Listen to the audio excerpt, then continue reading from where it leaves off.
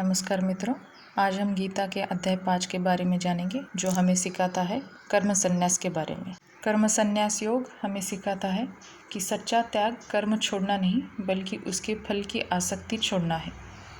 जो व्यक्ति बिना स्वार्थ के अपने कर्तव्यों को निभाता है वही सच्चा योगी बनता है। यही मार्ग हमें शांति और मोक्ष की ओर ले जाता है।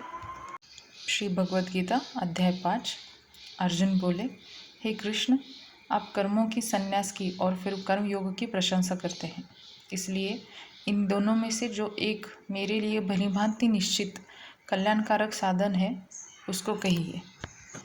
श्री भगवान बोले, कर्म संन्यास और कर्म योग ये दोनों ही परम कल्याण के करने वाले हैं, परंतु उन दोनों में भी कर्म संन्यास से कर्म योग साधने में सुगम होने से श्रेष्ठ है।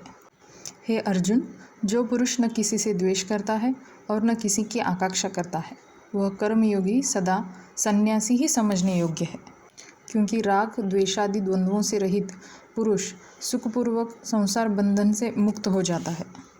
उपर्युक्त संन्यास और कर्म योग को मूर्ख लोग पृथक पृथक फल देने वाले कहते हैं, न कि पंडित जन, क्योंकि दोनों में से एक में ही सम्यक प्रकार से स्थित पुरुष दोनों के फल रूप परमात्मा को प्राप्त होता है।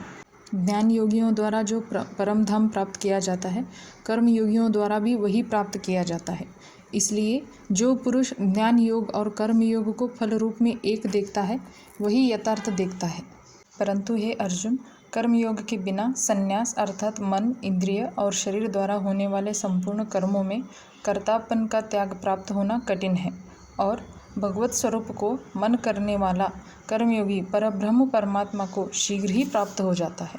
जिसका मन अपने वश में है, जो जितेंद्रिय एवं विशुद्ध अंतःकरण वाला है और संपूर्ण प्राणियों का आत्मरूप परमात्मा ही जिसका आत्मा है, ऐसा कर्मयोगी कर्म करता हुआ भी लिप्त नहीं होता।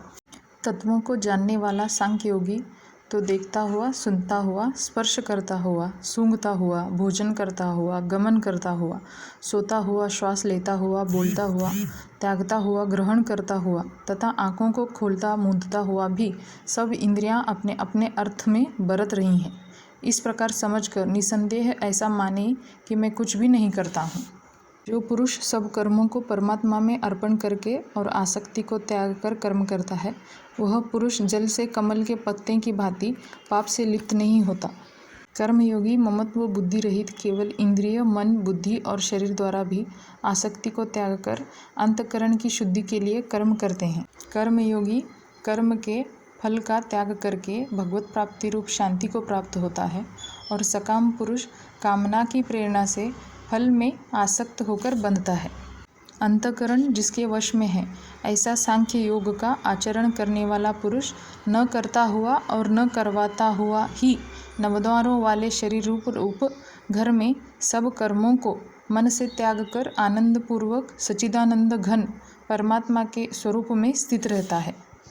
परमेश्वर मनुष्यों के न तो कर्तापन की, न कर्मों की और न कर्म फल के संयोग की ही रचना करते हैं, किंतु स्वभाव ही बरत रहा है। सर्वव्यापी परमेश्वर भी न किसी के पाप कर्म को और न किसी के शुभ कर्म को ग्रहण करता है, किंतु अज्ञान के द्वारा ज्ञान ढका हुआ है, उसी से सब अज्ञानी मनुष्य मोहित हो रहे हैं। परंतु जिनका वह अज्ञान परमात्मा के तत्वज्ञान द्वारा नष्ट कर दिया गया है, उनका वह ज्ञान सूर्य के सदृश उस सच्चिदानंद घन परमात्मा को प्रकाशित कर देता है। जिनका मन तद्रूप हो रहा है, जिनकी बुद्धि तद्रूप हो रही है और सच्चिदानंदन घन परमात्मा में जिनकी निरंतर एक ही भाव से स्थिति है, ऐसे तप्तरायण पुरुष ज्ञान के द्वारा पाप रहित होकर परम गति को प्राप्त होते हैं। वे ज्ञानी जन विद्या और विनय युक्त ब्राह्मण में तथा गौ, हाथी, कुत्ते और चांडाल में भी समदर्शी ही होते हैं। जिनका मन स्वभाव में स्थित है, उनके द्वारा इस जीवित अवस्था में संपूर्ण संसार जीत लिया गया है, क्योंकि सच्चिदानंद घन परमात्मा निर्दोष और सम है, इससे वे सच्चिदानंदन घन परमात्मा में ही स्थित हैं। जिनके सब पाप नष्ट हो गए हैं, जिनके सब संशय ज्ञान के द्वारा निवृत्त हो गए हैं, जो संपूर्ण प्राणियों के हित में रत है और जिनका जीता हुआ मन निश्चल भाव से परमात्मा में स्थित है, वे ब्रह्मवेत्ता पुरुष शांत ब्रह्म को प्राप्त होते हैं। काम क्रोध से रहित जीते हुए चित्त वाले परब्रह्म परमात्मा का साक्षात्कार किए हुए ज्ञानी पुरुषों के लिए सब ओर से शांत परब्रह्म परमात्मा ही परिपूर्ण है। बाहर के विषय भोगों को न चिंतन करता हुआ बाहर ही निकाल कर और नेत्रों की दृष्टि को भुक्टी के बीच में स्थित करके तथा नासिका में विचारने वाले प्राण और अपान वायु को सम करके जिसकी इंद्रियां, मन और बुद्धि जीती हुई हैं, ऐसा जो मोक्षपरायण मुनि इच्छा, भय और क्रोध से रहित हो गया है, वह सदा मुक्त ही है। मेरा भक्त मुझको सब यज्ञ और तपों का भोगने वाला, संपूर्ण लोकों के ईश्वरों का भी ईश्वर तथा संपूर्ण भूत प्राणियों का सहृदय अर्थात स्वार्थ रहित दयालु और प्रेमी ऐसा तत्व से जानकर शांति को प्राप्त होता है।